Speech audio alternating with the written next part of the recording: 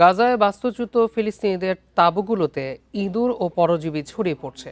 এরা ঘুমন্ত শিশুদের গায়ে কামড়াচ্ছে এবং নানা রোগ ছড়াচ্ছে। এছাড়া ইঁদুর মানুষের মূল্যবান জিনিসপত্র কেটে নষ্ট করছে। এদিকে উপত্যকায় চর্মরোগের চিকিৎসার তীব্র ঘাটতি রয়েছে বলে জানিয়েছেন চিকিৎসকরা।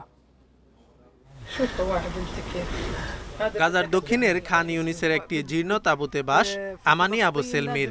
বিয়ের মাত্র কয়েকদিন বাকি তার। সম্প্রতি আমানি দেখতে পান ইঁদুর তার বিয়ের পোশাক ও ব্যাগ কেটে নষ্ট করে দিয়েছে।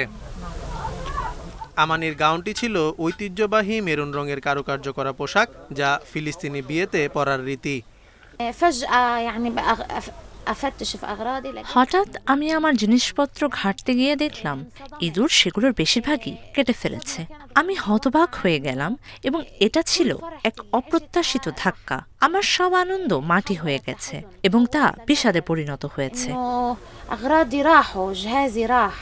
এদিকে চিকিৎসকরা বলছেন ইঁদুরের কামড়ে মানুষের ত্বকে বারবার সংক্রমণ হচ্ছে। এছাড়া উপত্যকায় চর্মরোগের চিকিৎসার তীব্র ঘাটতি রয়েছে বলেও জানান তারা। গাজা উপত্যকার পরিবেশগত ভারসাম্যহীনতায় বর্জ্য ও ধ্বংসাবশেষ জমে থাকার কারণে ইঁদুর ও বেজির মতো তীক্ষ্ণদন্তি প্রাণীর বংশবৃদ্ধি ঘটছে। বাস্তুচ্যুতদের শিবির ও তাঁবুতে এসব প্রাণী থেকে সুরক্ষার কোনো উপায় না থাকায় এদের সাথে মানুষের সরাসরি সংস্পর্শ ঘটছে। এতে মানুষ বা শিশুদের ত্বকে বারবার সংক্রমণ হচ্ছে।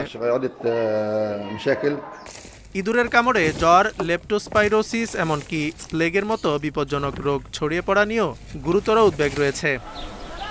বিশ্ব স্বাস্থ্য সংস্থার তথ্য অনুসারে এবছর গাজায় এখন পর্যন্ত ইঁদুর ও পরজীবী সংক্রমণজনিত প্রায় 17,000 ঘটনা ঘটেছে।